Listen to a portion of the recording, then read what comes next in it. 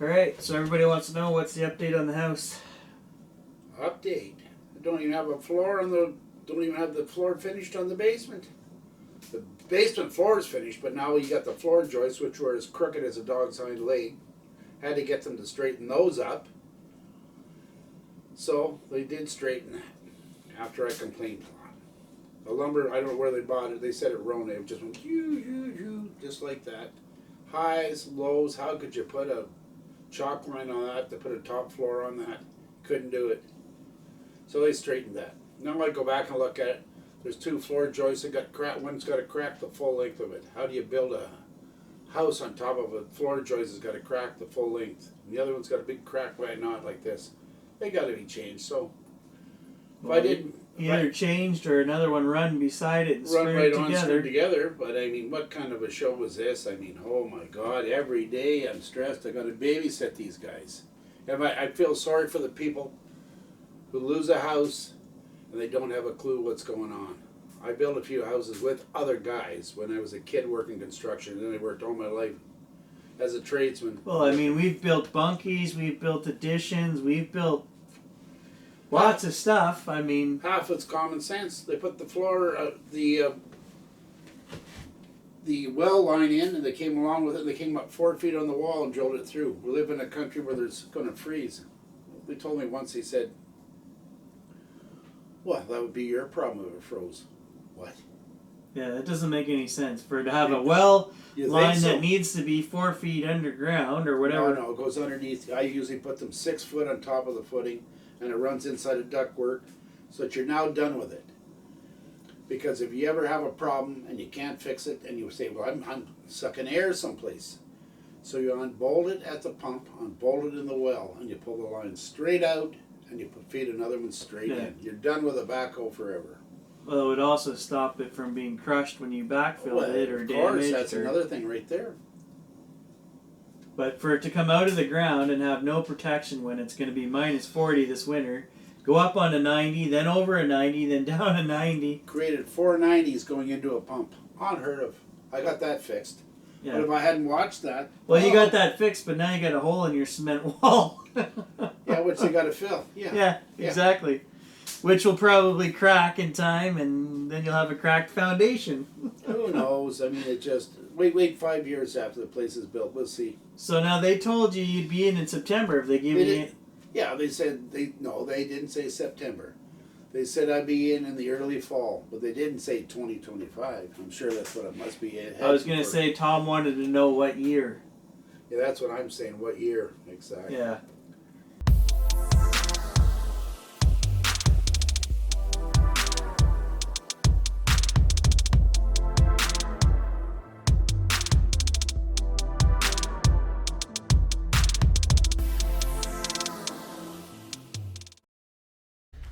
Good morning, everybody. Long weekend, Saturday. The sun is just coming up.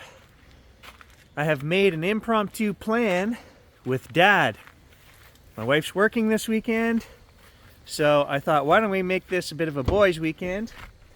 And you can see I'm already starting to fill the truck here. We've got metal detecting gear, we've got fishing gear, and we're gonna head up to Dad's camp on the Ottawa River. So we're gonna do multiple things in this video. We are going to fish, we are going to metal detect for colonial. That Ottawa River system goes right back to the 1600s, guys. Some of the earliest fur trading and colonial fur trader routes used that water system. So I have a couple places that I've researched, have been wanting to check out for 4 or 5 years and never gotten around to. Dad says he's okay with jumping out of the boat, you know, doing a bit of detecting. We're going to do that. We're going to catch some fish because that's why Dad goes. He wants fish. And then we're going to hang out at the camp with Dad, maybe get some stories tonight. We'll get an update on his house firsthand. We'll feed him some rye and see what tales he can tell us. All right, let's do this. All right, so steaks for me, wieners for Dad. No, I guess I'll treat the old boy to a nice T-bone tonight. Got a few beers, a few pops. Dad's got the rest of the groceries, breakfast stuff, hamburgers. He says he has rye, so we're good to go. Camcorder and 360 is charging. And I'm also going to bring on this trip, guys, the night vision camera. I think we're just going to sit on the dock and look at the stars with it, but if we hear anything in the woods, then we'll have it as well. And then I've packed all my microphone, spare batteries, and everything else in this little case. It's so hard when you're making movies to not overpack. Oh, and 2 phones. Safety first, kids. Fill your grease hole with grease. That's a technical term. It's actually a nipple, but I didn't want to excite anybody. Yep, it's a dirty job, but somebody's got to grease those nipples. All right, ice is in the cooler. We're ready to go. So of course it's a long weekend in Canada and they've jacked the price of gas up 20 cents overnight. Never goes down 20 cents in one night. I'm going to show you guys what I just kicked off the boat. We had a hitchhiker. Look at the size of that thing. I don't know, Dad said he had the rest of the meals covered, and this is what he's got. 2 cans of beans, some caramel cakes, and a bunch of chips. The older his diabetic ass gets, the more sweets he wants. I told him, Diet Pop! But he doesn't listen. Easy peasy, lemon squeezy. Long weekend and nobody's up here at the launch. Dad and I are gonna have the whole lake to ourselves. Now remember, guys, if I go overboard, the truck key is in my life jacket.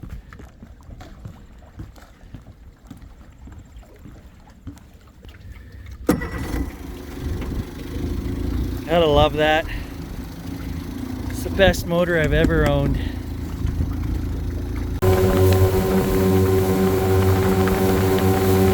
Good thing Dad didn't bring a hat or he would have lost it. Not having rude pushes.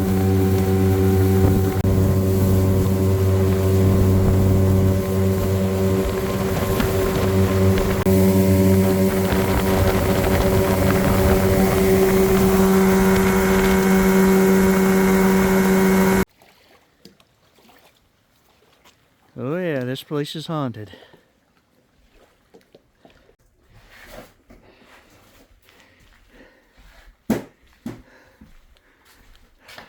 That bag. Well, no raccoons have been in, that's good. I even tied up the cupboards last time just in case. Oh yeah, if Gary ever wanted to film a horror movie, this would be my first choice of set locations.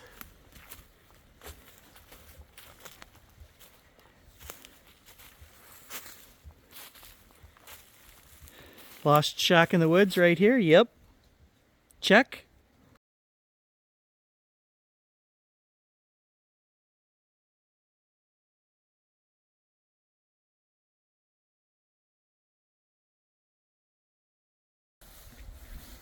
You want a beer or a pop? I don't know nothing right now. Probably just want a beer. You got one? Got a Pepsi. You better grab that frying pan if we're gonna do some prospecting up at Porcupine Creek there. Whatever. Cheers. Cheers. That'll help your diabetes with the chocolate there. Oh, doesn't bother mine. There's hardly nothing left of it. Costco snacks. The only reason I'd still take pills is because the doctor gets paid for every pill he pushes. I told you guys he was an old mountain man who doesn't believe in any of that modern stuff. We'll cover that later tonight as we get drinking more. Well, I was wrong when I said that he was bringing dinner and it was already in the cooler. This is it, guys. Peanuts and Gibsons. Smirnoffs. You want the Smirnoff? Okay, I'll drink the Gibsons. All right, so dinner's frozen still. And we said we'll put it in the barbecue here and move it out in the sun. But then I said to Dad, what's the chance of something coming along, knocking that over, smelling it, and stealing our dinner? If they're hungry here, look at that chair. They chewed a hole right through it. Porcupine? Couple boats and a tent way over there across the river. Not bad for a long weekend though. Nobody else up here.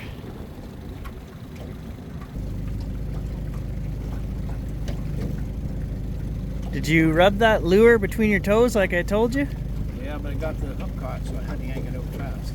because they're not biting on what I got on there, so we got to try something new here.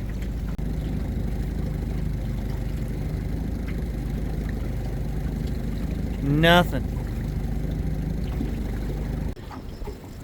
Look at that, he took that work sock off, rubbed it on the lure. Next cast, he got one.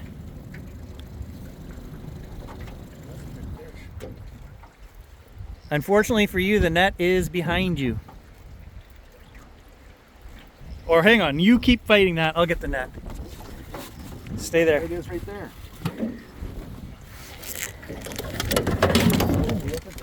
I know, that's what I told you. Oh, it's a pike.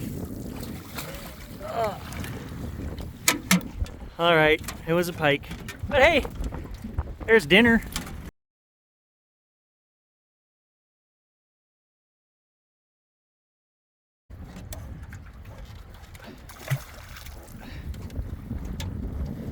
It's okay, it's okay. He's just sleeping.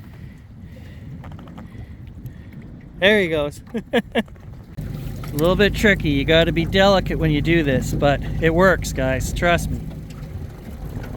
The next fish is mine. Oh yeah, perfect.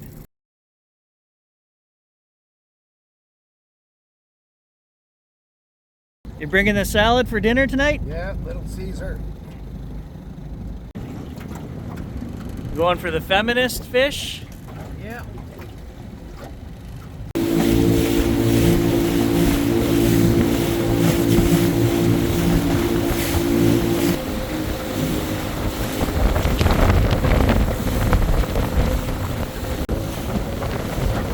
Friggin' windy!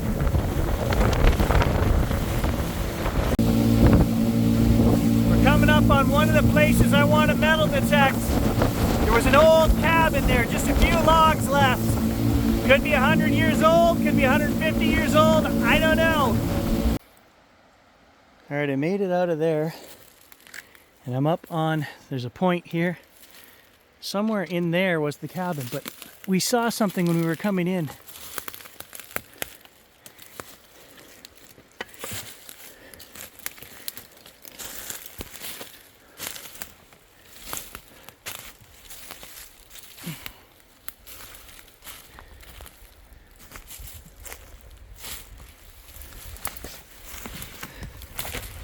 This pushed up by a tree. Look at that.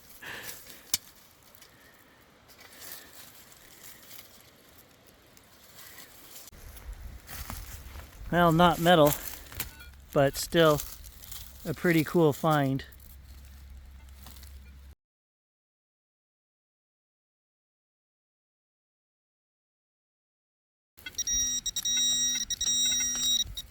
Oh, right here.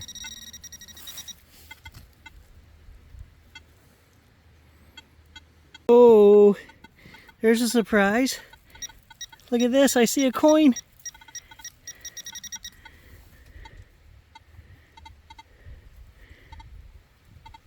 Eh, 1963.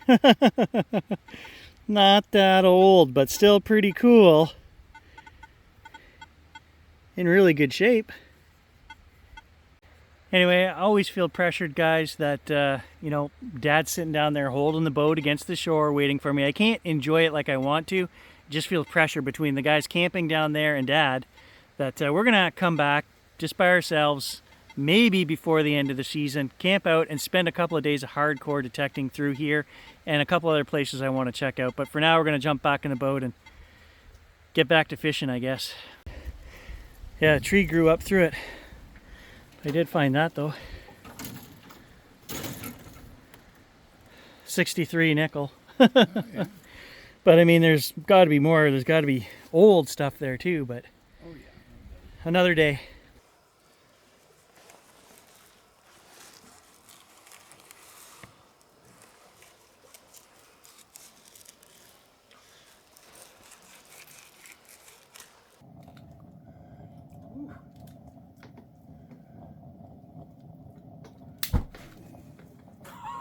Do you got any eyebrows left? Oh my God, he's gonna burn the place down. Is that? I pay for Sirius XM. I pay for Amazon Music. I downloaded a stupid radio app. All I wanted to get was the Blue Jay game on the radio. I gotta listen to this static machine over here because nothing works.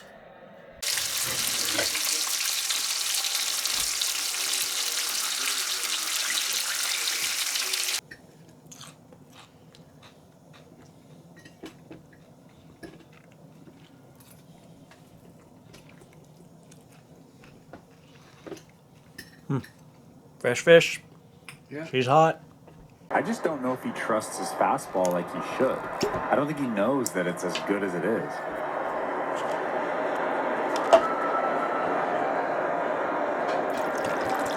The 2-1 pitch. Fastball line.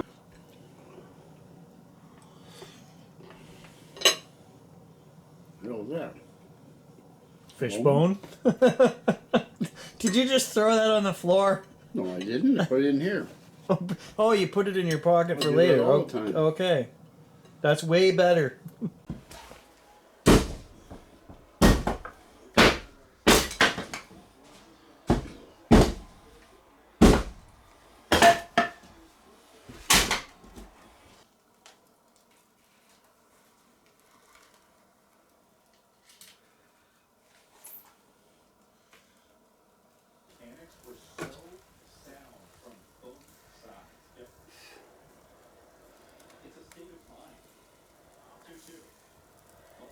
So neither of us got a moose tag this year. We will not be moose hunting, but we did get doe tags, so we will be deer hunting. Yeah, that's true. If we can find a deer. It's been pretty crappy the last couple of years, last 3-4 years actually. Oh, I'll tell you, the joy was when you saw a track. Yeah. And we saw in the bush that there was nobody left because they couldn't find a track anyplace. We were the only last two diehard hunters. And we were in the snow. Yeah. And we'd seen the one track. We did get a shot at. Each got a shot at that one. I should have last shot year. that one coming down. I shot once and then it stopped. I should have shot again, but I said I don't see any horns. It was so far away. Well, that's why I was shooting at it, to let you I know know that it was a buck. That's why I'm kicking my butt now. Because we should have had the deer down. But that was my fault. I didn't shoot them. Well, he was also going because I seen him in the scope and it was just 6 feet one way, 6 feet the other way. He wasn't stopping. He ran down straight in front of me about 200 yards. And I took a flip at him and he stopped into the trees. And then he come out the other side and was standing there and down quite a ways. I should have shot again because we'd have had him. Well, that was my fault because, as I told Dad last year, guys, I got out of the truck. We saw the fresh track where the deer crossed the road. I had my gun on my shoulder on a sling. And if I had just had my gun ready, I climbed up over the bank and there was the deer standing there 50 yards away from me looking at me. And when I shucked the gun off my shoulder, he took off. So that's my fault. I think it was total shock between the two of us. We saw a deer. Kind of was because it was what, about 14 days straight with nothing. So No, you were lucky to see a track, and that was what, 2-3 years in a row. yeah, we got one. We got lucky 2 years ago, opening day. I shot that little 8-point buck, 7-point buck, because he had one broken off, and we never saw another deer all season because we hunted hard because I wanted you to get one, and I continued to go the whole season, and we saw one other tail that whole season. That was it. Yeah, it's been rough out here. There's more deer in the city. There are more deer. I come home from hunting out at his place, and they're in my yard eating my apples. Hello, Jack and Trenton. Jack and Trenton. The gentleman I met at the I know who you're talking about. He met he and his wife. he wanted an autograph. No, he didn't. He asked if he could have a picture with me. A nude selfie. No, he didn't ask for a selfie. No. He took a picture, and I said, I feel like Brad Pitt now. I said, you didn't even. I said, I'm sorry, I don't remember you. Well, I never met you, he says. There you go. Holy Lord, eh? Look at that. You just have a little talk on what goes on. You guys are always asking for more videos with Dad, so this is it. Well, here we are. Cheers at the camp. Cheers at the camp. Cheers and beers.